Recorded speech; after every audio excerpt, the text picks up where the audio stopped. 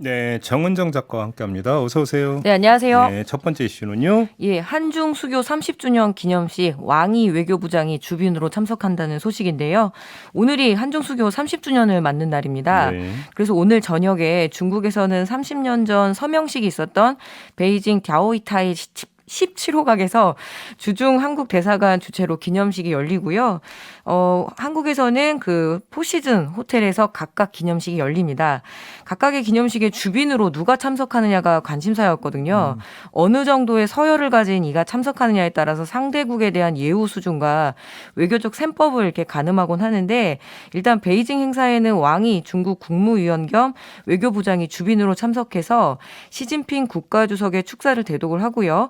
서울 행사에는 박진 외교부 장관이 참석을 해서 윤석열 대통령의 축사를 대독할 것으로 알려졌습니다. 네. 과거에 중국 측에서 부총리급이 참석했던 관례와 비교를 하면 한 급 낮아진 것으로 평가를 하는데요.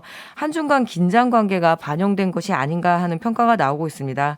실제로 2012년 수교 20주년 기념식에는 시진핑 당시에는 국가 부주석이었지만 이미 국가 주석으로 인선이 확실시 되던 때였기 때문에 그만큼의 좀 급이 높았다라는 거죠. 또 한중 관계를 중시하는 메시지를 준 건데요. 25주년이 2017년에는 이 사드 보복 사태로 상당히 한중 관계가 험악했었거든요. 그래도 그때는 완광 전국인민정치협상회의 부주석을 참석시켜서 어떻게 부주석급이 이렇게 나오는 그 급을 맞추긴 했었습니다. 뭐 일각에서는 한중 관계 긴장보다는 중국 내 사정 때문에 지금 뭐 제로 코로나 때문에 너무 외부 행사 많이 나가면 안 된다. 뭐 이런 이야기도 있고 또 20차 당대회를 앞두고 공산당 고위 인사의 외부 노출을 의도적으로 단속했을 것이라는 관측도 나오지만 분명한 것은 지금 양국 간 긴장 상태가 상당하잖아요. 그래서 서로 흔쾌히 축하할 상황은 아닌 것 같습니다. 뭐 워낙 중국이 어려운 외교 대상국입니다. 정치와 경제 또 문화 여기에 북한 문제까지 복잡한데 정부가 이를 잘 해결해 나갈 수 있을지 좀 지켜봐야겠습니다. 네, 다음은요. 예, 청와대 보그 화보 촬영이 논란입니다. 청와대를 개방한 이후에 이게 문화재이냐 관광지이냐 굉장히 여러 가지 위상을 관련해서 논란이 있었잖아요. 그런데 이번에는 청와대 화보 촬영이 문제였습니다. 패션 잡지 보그 코리아라고 상당히 오래된 그 네, 잡지인데요. 네.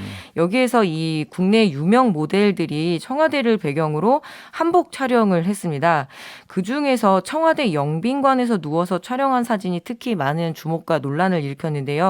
왜 그 주요 문화시설에서 눕지 말라라는 안내 표시들 있거든요. 그래서 그런 부분들이 좀 문제가 된 것 같고요. 그러자 문화재청이 상업적 촬영을 허가해서 청와대를 단순 볼거리, 흥미거리로 만들었다는 비판이 여기저기서 지금 제기가 되는 상황입니다.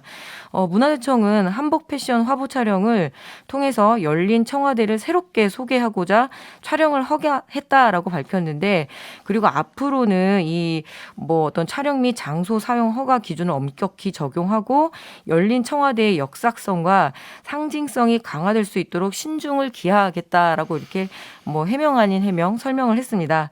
반면에 촬영을 옹호하는 의견도 있습니다.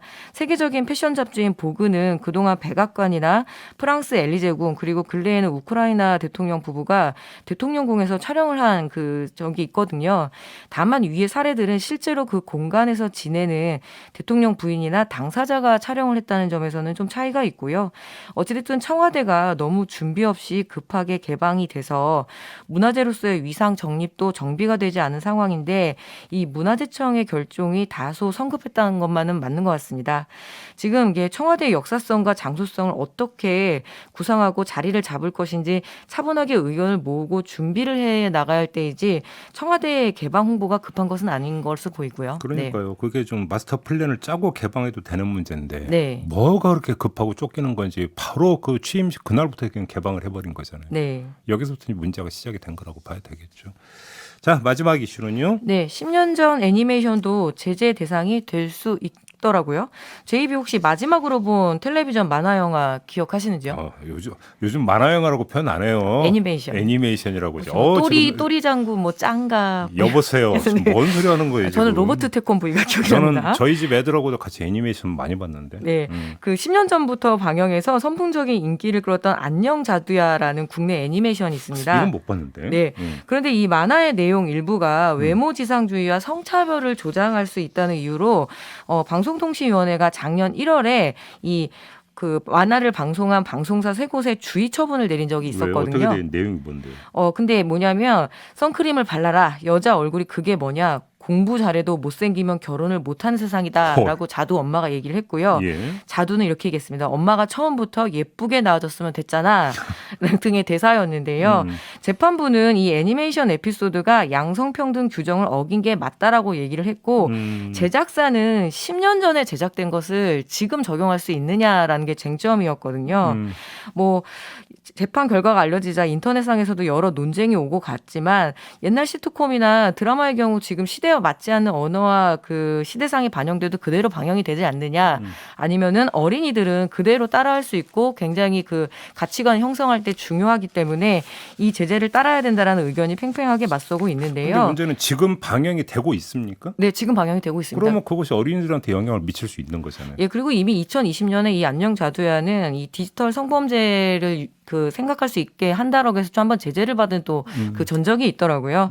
그래서 이제는 이런 콘텐츠 제작 단계에서 제작자들이 더욱 세심하게 내용을 그럼요. 구성해야 되겠네요. 그러게요. 네. 그게 정답이죠, 사실. 네. 알겠습니다. 수고하셨습니다. 네, 감사합니다. 정은정 작가와 함께했습니다. 고맙습니다.